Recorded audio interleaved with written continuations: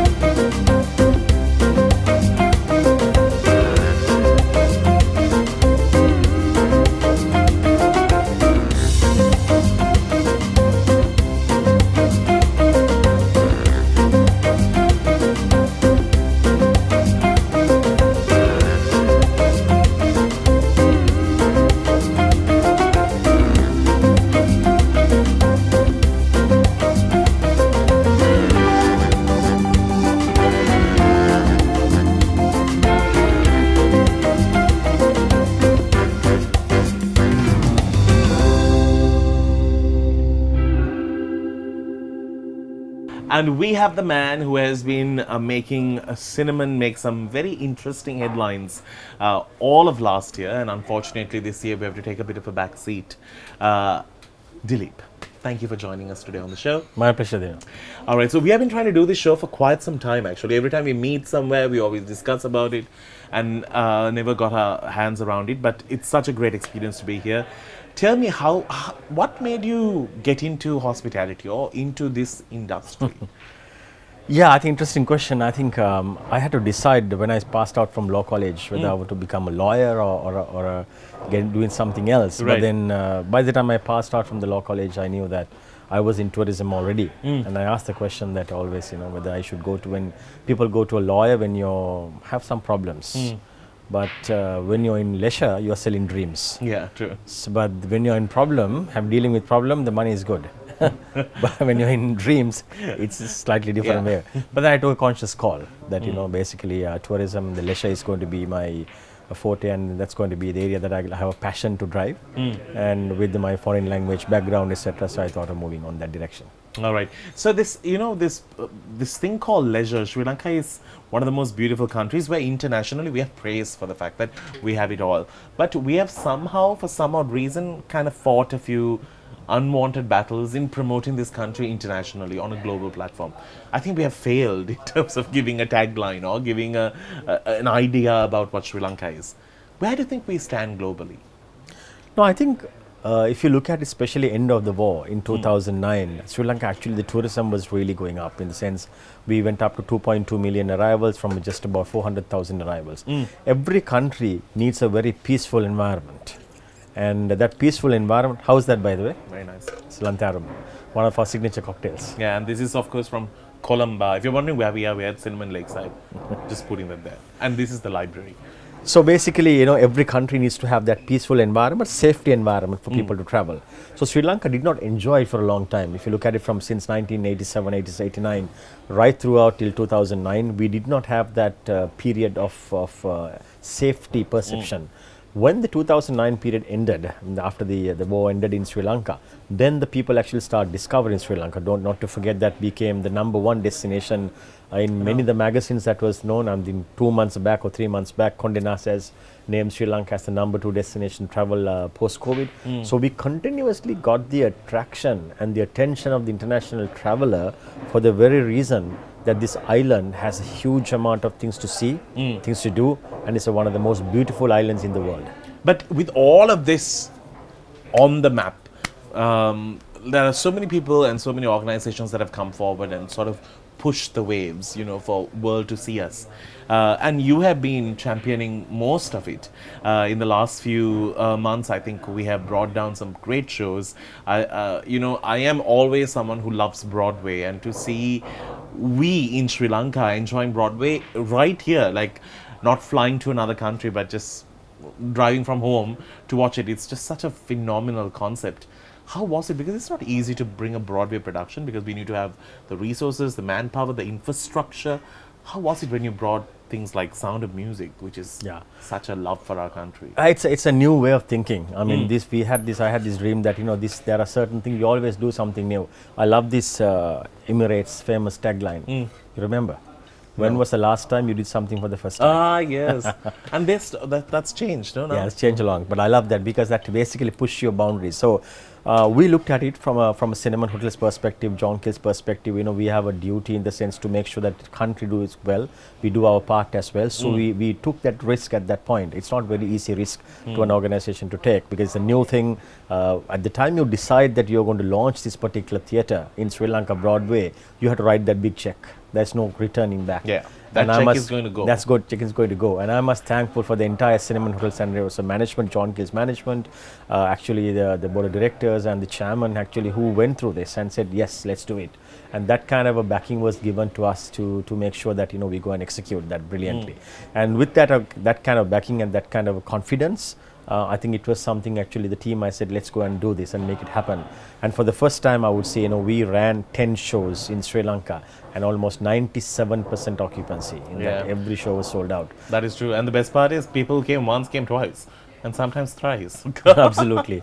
And we were able to give some opportunity for the young Sri Lankan kids. Yeah. And I see a few years later some of these kids are doing really well and I'm so happy to see that. Because such an experience, they worked with the best and they got a chance to perform in one of the biggest musicals ever to be written in our times. And absolutely. And Nelum Pokuna is a purpose-built theatre. Yeah, true. It's made for theatre. And it's the first time that you use the entire infrastructure for its real beauty. For real purpose. Yeah, that is true. Well, I just got to know that he was in law, and also I got to know that he has stopped eating meat. So now we are like contemplating what we eat. We are like fighting for this one dish, which is going to be a bit of a battle. But we are checking out the library. I haven't been here in so long. It's one of those well-preserved, old-school feel to it. It has always been a place where you come and relax. I actually have people playing pool on the other side, which is a good thing. We're going to get into a break. We'll see you on the other side with more, with Dileep, and so much more on the other side.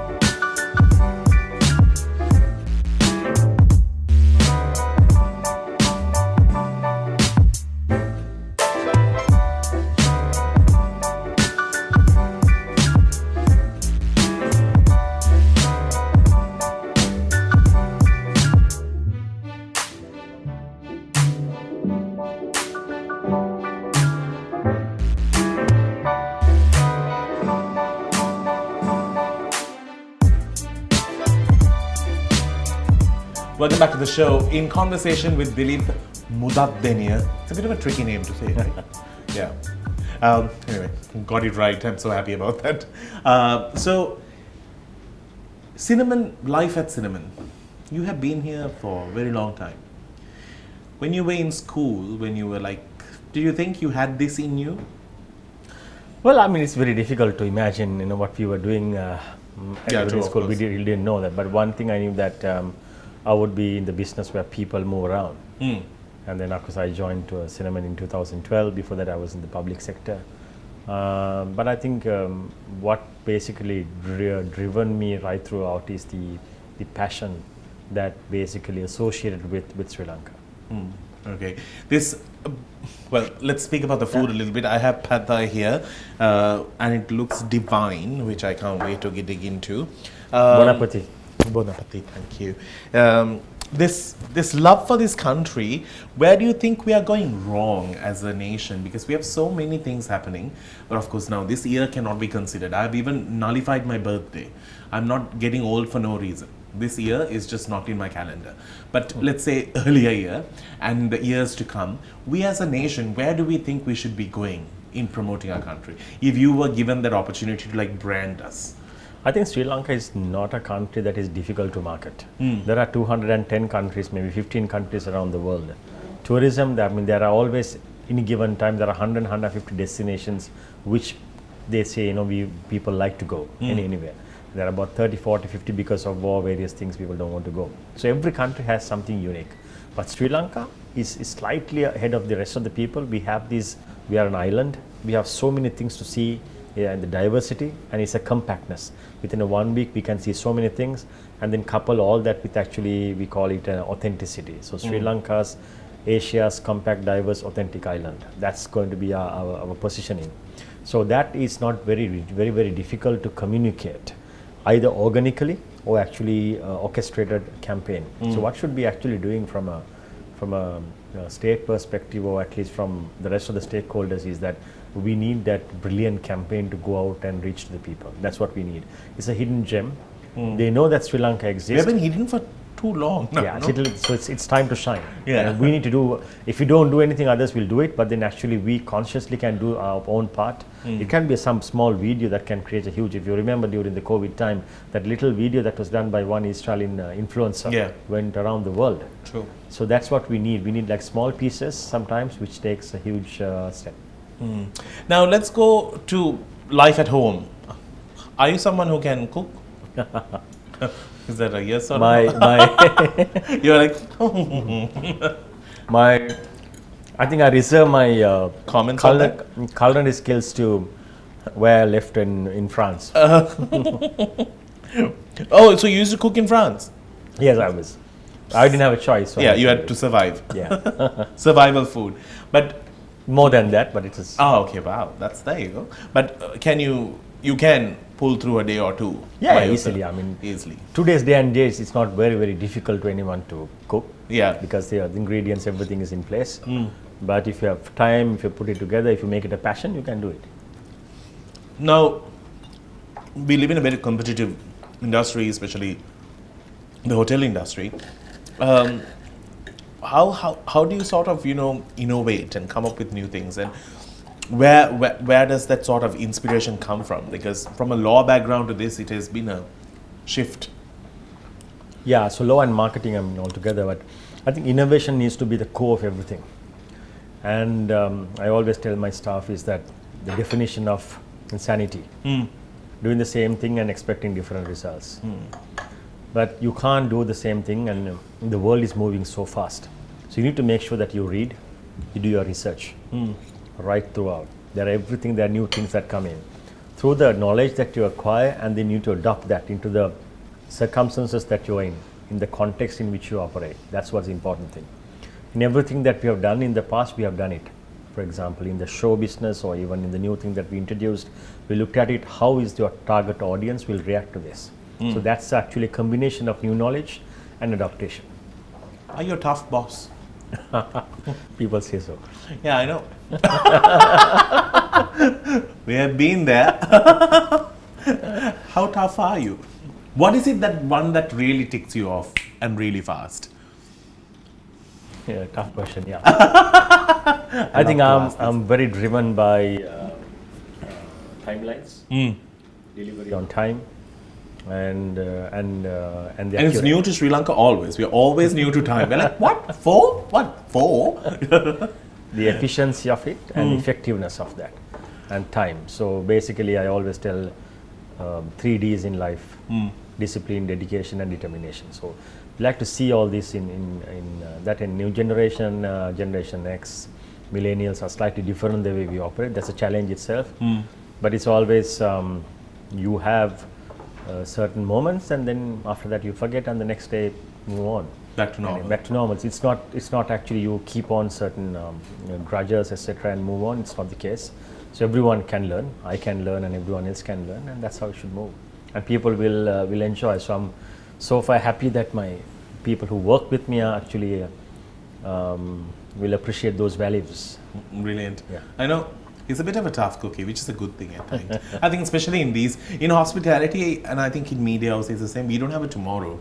It's always now. It's like you should have looked after that guest today, like now, this very moment. So it's kind of a very tricky thing. We'll speak more when we do come back. We'll see you on the other side with more food and things that you can actually enjoy. Just because the hotels are taking a bit of a back seat these days in terms of tourism, in terms of restaurants, they are open and they're looking fabulous. It's time that you come and dine in and enjoy. We'll see you with something sweet on the other side.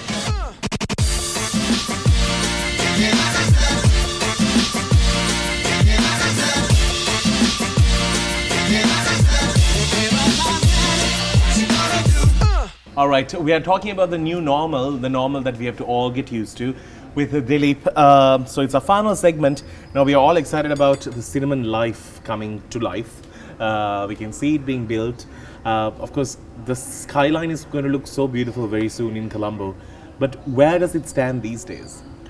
I think the construction work is going on, moving on. I mean, there are some setbacks due to COVID, especially with the workforce. I know. There are about 4,000 people before COVID working there.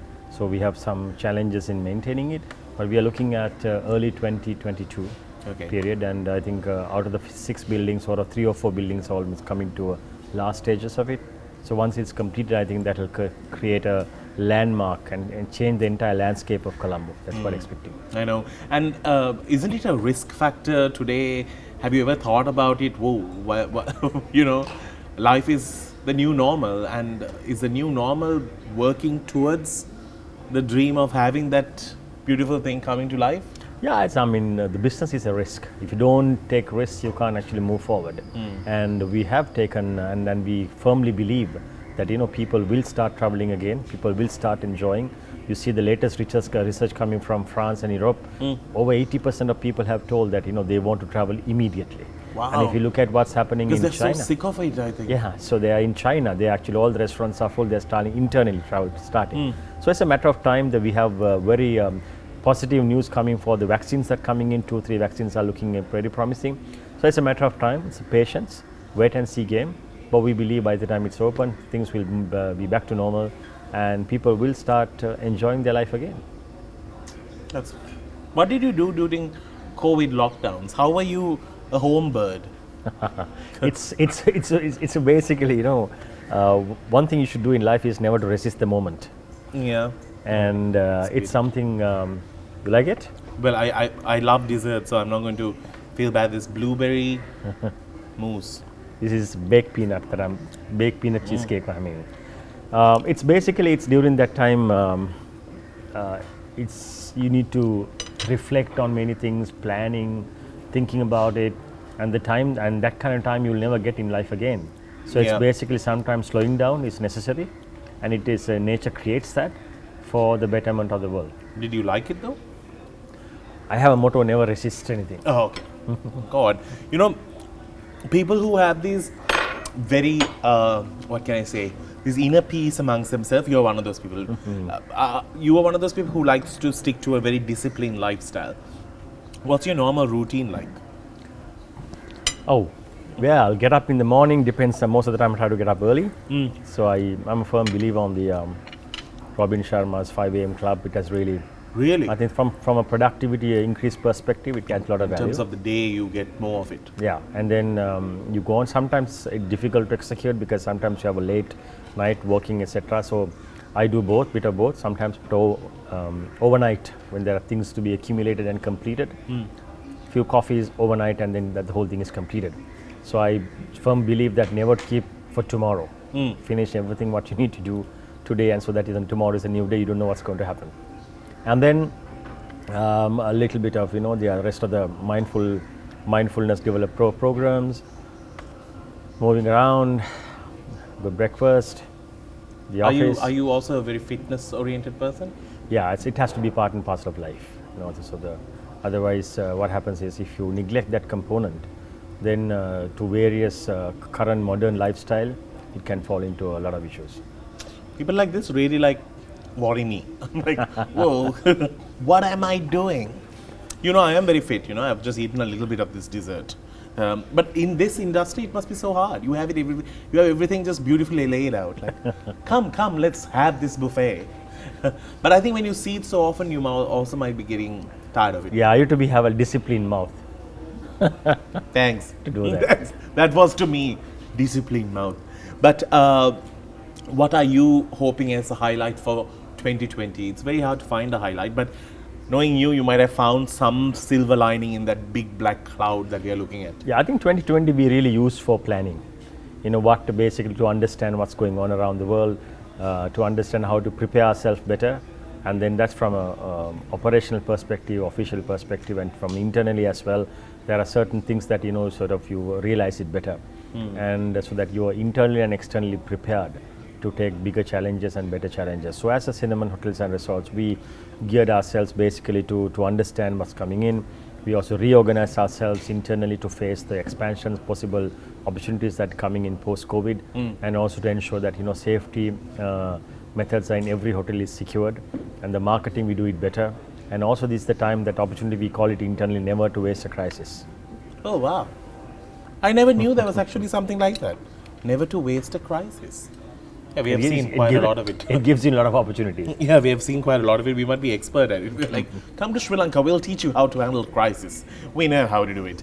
Anyway, Dileep, thank you. It was nice catching up with you, and the fact that, just to speak on the lines of hospitality where we stand as a country, to look at you and see how positive you're looking at this crisis makes us realize that we have a good 2021 coming our way. And we always have surprises already planned for 2021. Oh, really? So keep it tuned, and we'll never fail to surprise our audience. That's amazing. That's amazing. All right, on that note, we need to wrap things up. We'll see you soon with another cool episode to Danu on Fire. Till then, you keep smiling. It's a wrap. Thank you.